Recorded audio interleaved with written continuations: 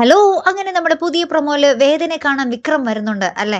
അപ്പൊ വേദ പറയുന്നുണ്ട്, "ഒരു ഭാര്യയും ഭർത്താവും തമ്മിലുള്ള ഒരു തരത്തിലുള്ള ഒരു ബന്ധവും നമ്മൾ തമ്മിൽ ഉണ്ടായിട്ടില്ല. അതുകൊണ്ട് ആ ഒരു ഭാര്യയുടെ അവകാശം ഉന്നയിച്ച് എന്നെ തിരികെ വിളിക്കാനാണെങ്കില് ഞാൻ വരത്തില്ല ഒരിക്കലും" എന്നൊക്കെ പറയുന്നുണ്ട്. അപ്പൊ വിക്രം പറയുന്നുണ്ട്, "ഞാൻ അതിനല്ല, മലക്ക് പോയി തിരികെ വരുമ്പോൾ വേദ എന്തോ തീരുമാനമെടുക്കുംന്ന് പറഞ്ഞിട്ടുണ്ടായിരുന്നില്ലേ?"